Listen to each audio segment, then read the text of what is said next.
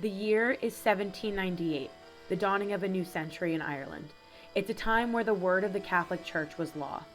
The poverty-stricken people of Ireland were at the mercy of the elements, meaning that a rough year, bad crop, or the loss of livestock could be disastrous for them. And the scarcity of health care meant that disease and death were seemingly unavoidable. It was this Ireland which Biddy Early was born into.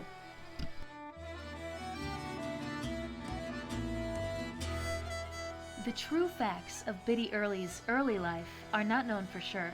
This is because she was just a normal girl. She grew up helping her mother create cures and medicines with the herbs she gathered from the woods and the fields. And as she grew up, she found work as a servant girl and a parlor maid. As for how she became renowned in her community, well, there are many takes on how she became renowned in her community. The most popular being when she acquired her famous blue-green bottle. Some say the fairies gave it to her. Tales and rumors grew of how Biddy Early possessed supernatural powers, powers that no one could explain. They said that the bottle showed her many things when she'd look into it. People who would soon seek out her help, What ailed them, cures and treatments. and even someone's own mortality. People came from all over Ireland seeking Biddy's help in a time when priests and doctors wouldn't help them unless they paid a hefty price. The people of Ireland couldn't afford help from doctors or the church, but many of them no longer sought out their help because they believed in Biddy Early's powers so passionately. The antagonism towards her was by the authorities.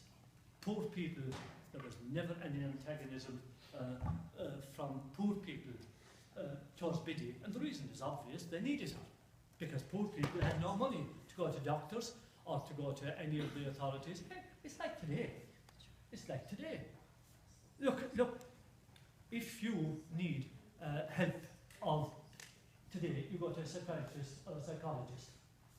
At that time, we went to Biddy Early or somebody like her, and she helped. People mostly came to Biddy for three things: sickness and disabilities, cures for livestock, which were very precious commodities, and cures for mythical ailments, which they believed were brought on by fairies. The support from her community grew steadily as more and more people began to visit her over the years. She was becoming a strong figure of organic healing and generosity, which the church did not take kindly to. And what thanks did she get from the authorities?